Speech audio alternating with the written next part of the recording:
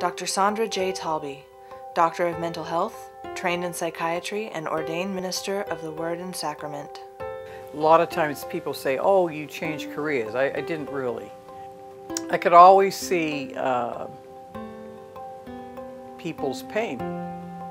And so because I've always been drawn to that, I entered into a career path that led me to get the degree in the Doctorate of Mental Health because my father told me that God didn't call girls to be pastors, because I come from a long line of pastors. And I was in my 8th year of practice in mental health when I actually experienced a very, very, very deep internal call to preach.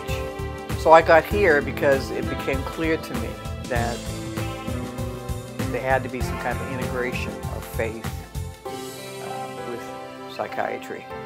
Using this integration of faith and psychiatry, Dr. Talby wrote the book, You Can't Heal a Wound by Saying It's Not There. The book is about overcoming the wounds that we all have. It helps people acknowledge, first of all, that they have a wound. And a lot of people would say, I don't have one. And there might be, 1 or 2 people out there who really are just totally fine. But most of us have wounds because we grow up in our families, and there are hurts.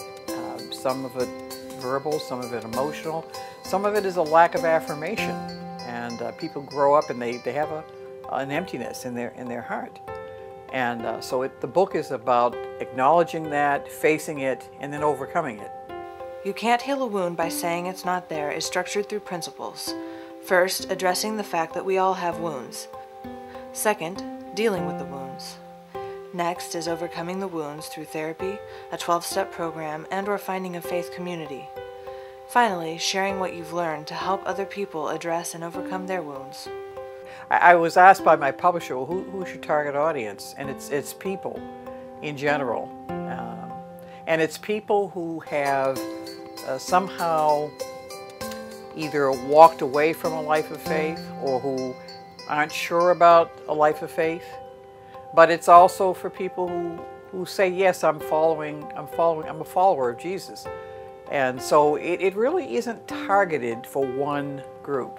I believe it's a book that speaks kind of universally to the wounds that we carry.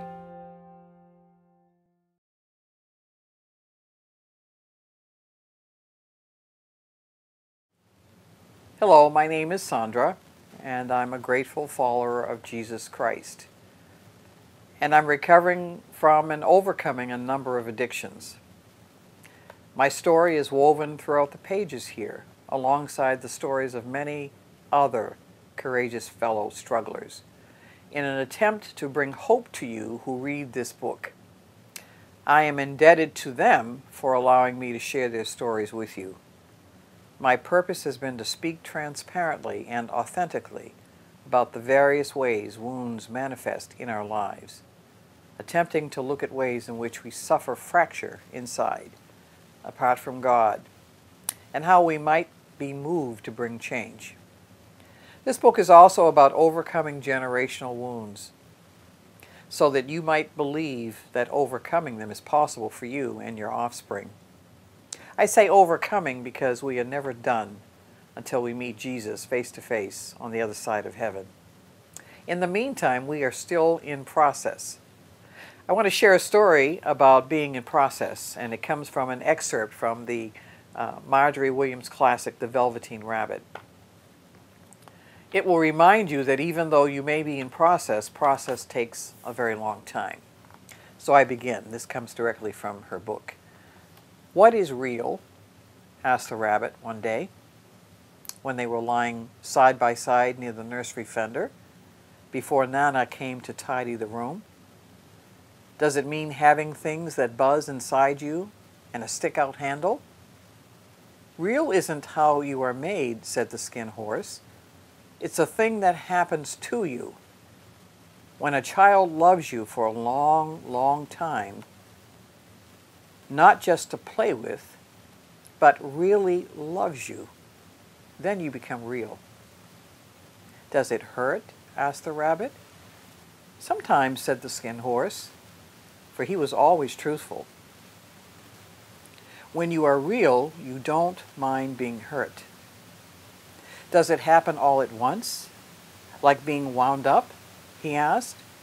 "Or does it happen bit by bit?" "It doesn't happen all at once," said the Skin Horse. "You become. It takes a long time. That's why it doesn't happen to people who break easily, or have sharp edges, or who have to be carefully kept.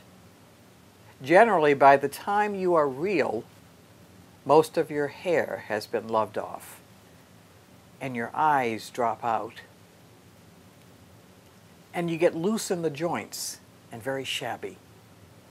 But these things don't matter at all, because once you are real, you can't be ugly, except to the people who don't understand." As time went on, the little rabbit was very, very happy. So happy that he never noticed how his beautiful velveteen fur was getting shabbier and shabbier, and his tail was becoming unsewn, and all the pink rubbed off his nose where the boy had kissed him. And so I say here in this epilogue to that, that while we are in process, we have this perfect picture image here of how God patiently stands with us, and he woos us with a love that is perfect, compelling, overwhelming, unconditional, sacrificial, and never lets go. As we are in process of becoming real, God loves us to a point where we can begin to piece together all the raggedy, frayed threads of our lives. And then God binds us up and heals the wounds of our soul in and through a relationship with Jesus Christ and with each other. God redeems our messed up years. He grants us a peace that does not exist in anything else.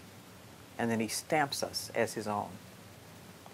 This is essentially the promise that God made to ancient Israel, the story I tell in this book, as a backdrop, as a backstory.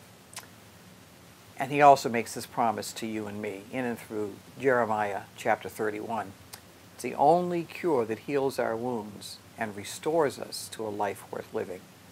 It awaits all of you who desire to embark on that journey with me. The beginning.